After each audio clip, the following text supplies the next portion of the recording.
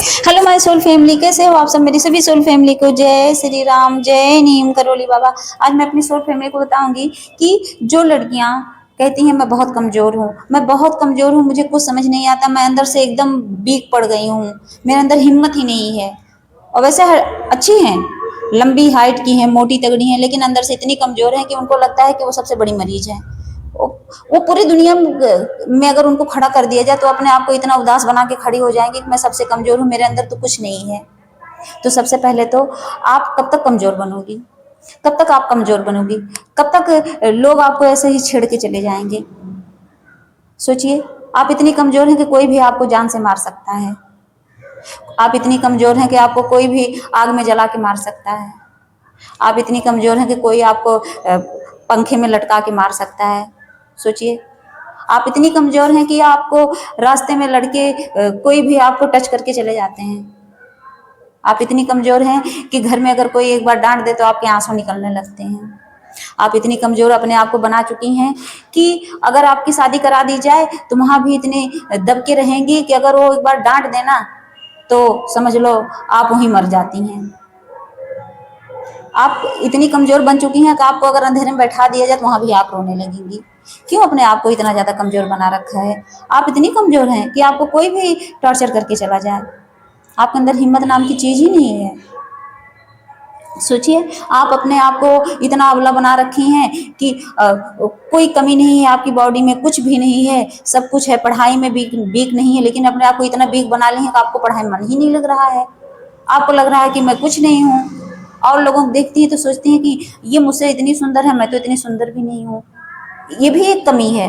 लड़कियों की कमजोरी पर हर चीज में बोल रही हूँ। अगर उनकी हाइट 4 फुट की है तो कहेंगी देखो ये तो 5 फुट इतने इंच की है, मैं तो 4 ही फुट की हूँ। ये भी एक कमी। वैसे हाइट मेरी भी कम है, बहुत ज्यादा नहीं है। और रही बात, जैसे कोई अपने से सुंदर लड़कियां देख लें तो उसको भी देख के दुख हो रहा है, अपने आप को कमजोर समझ रहे हैं कि देखो ये इतनी गोरी चिट्टी सुंदर है और मैं तो काली हूँ।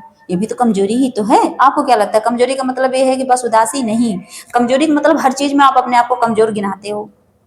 आपकी कितनी लड़कियां ऐसी हैं उनकी आंखें थोड़ी सी, मतलब मान लीजिए एक आंखें सही है एक नहीं है तो कहेंगी मैं बेकार हूं, मेरी कोई। क्यों? क्यों आप अपने आप से प्यार नहीं करते हो? क्यों आप इतने अपने आप को कमजोर समझते हो? आप बॉडी के स्ट्रक्चर से मत देखो कि आप कमजोर हो, आप अंदर की सोल को पहचानो को आप कमजोर नहीं हो, क्योंकि जो मेरे अंदर सोल है वही आपके अंदर सोल है। सोच लीजिए, कोई अंतर नहीं है मेरे और आप में। सारी लड़कियों की बात मैं कर रही हूँ, हम दोनों में, आप में हम में कोई अंतर नहीं है। मैं भी आप ही की तरह हूँ, मेरे अंदर भी वही सोल है यहाँ जो आपके अंदर है। सिर्फ अंतर क्या है कि मैंने उस सोल को जगा दिया है और आपने उसको सुला दिया है हमेशा के लिए। आप उसको सुला के बैठे हो एक कोने में, बेटा तू सो आराम से। जैसे माँ अपने छोटे बच्चे को नहीं सुला देती है, मेरे बेटे को आराम करने दो। जैसे माँ छोटे बच्चे को, इतना छोटा बच्चा होता है वो कितना कैसे होता है, माँ के ऊपर डिपेंड होता है ना। वैसे आप अपनी सोल को अपने ऊपर डिपेंड कर लिए हो और सोचते हो बस सोल को कुछ परेशानी नहीं देने दूंगी, बस उसको अपने हिसाब से रखूंगी। नहीं, आप अपनी सोल को उठाओ और बोलो कि खड़े हो जाओ और करो अपना काम। जिस दिन आप अपना काम करवाना शुरू करोगे अपने सोल से तो आपकी सोल पता है क्या करेगी? आपको अच्छी चीजें सिखाएगी। आप अपनी सोल को उठाओ और उसको जगाओ, तब आपकी सोल आपको अवेकन करेगी, आपको इतना ऊर्जावान बनाएगी ना। आपकी सोल आपको बताएगी कि भगवान की भक्ति में कितना पावर होता है। आपकी सोल आपको बताएगी बेजुबानों की सेवा करने से कितनी सुकून मिलता है, कितनी शांति मिलती है। आपकी सोल आपको बताएगी कि जो गरीबों को दान करते हैं, जो सबसे प्यार करते हैं, उससे आप अपने आप को कितना आपके औरा को कितना क्लीन बना सकते हो, आपकी सोल ही बताएगी। तो क्यों आप सुला के रखे हो? क्यों आप अपने आप को कमजोर समझते हो? बस मैं अबला हूँ, मैं बहुत कमजोर हूँ, मुझे कुछ समझ नहीं आ रहा है, बार बार वही चीज रटे जा रहे हो। क्यों रटे जा रहे हो?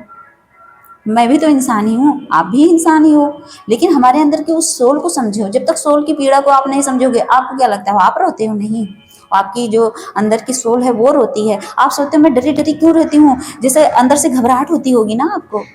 तो उसका रीजन पता है क्या होता है? उसका रीजन है सोल घबराती है, क्योंकि सोल जो चाहती है वो आप करते नहीं हो तो घबराएगी, अंदर से कांपती है। जैसा लगता है कि हमारी बॉडी में दो आत्मा है, एक अच्छी और एक बुरी, एक बुरी की तरफ जाती है और एक अच्छी की तरफ, लेकिन नहीं, आत्मा एक ही होती है। लेकिन हम उसका डायरेक्शन हम भूल जाते हैं, हमारे ऊपर इतनी नेगेटिव एनर्जियां और नेगेटिव थॉट रहते हैं कि उसके आगे वो सोल बेचारी दबी रहती है। जैसे होता नहीं, किसी मान लीजिए आपके ऊपर 2 कुंटल का बोरा लाद दें, 1 कुंटल का बोरा लाद दें, तो आप क्या करोगे? आप ऐसे नीचे झुक जाओगे, दब जाओगे। बस वही होता है हमारी सोल के ऊपर जो वो लेयर चढ़ी हुई है और ढेर सारे नेगेटिव थॉट हैं, वो लेयर ही तो है, वो बोरा ही तो है नेगेटिव थॉट के, ओवर थिंकिंग के।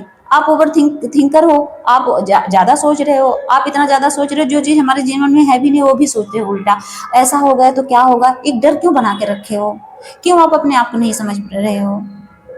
तो मेरा कहने का मतलब है, अब आप कहोगे कि दीदी ये आएगा कैसे?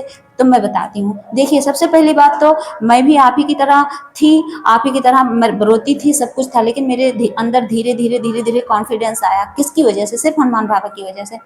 पकड़िए भगवान की भक्ति, इतना तो कर ही सकते हो ना। भगवान की भक्ति पकड़िए और हिम्मत जगाइए। वो जो आपके अंदर वो थॉट बना है कि मैं कमजोर हूँ ना, वो शब्द ना निकल जाए कुछ दिन में, तो कहना आप भगवान की भक्ति क्या।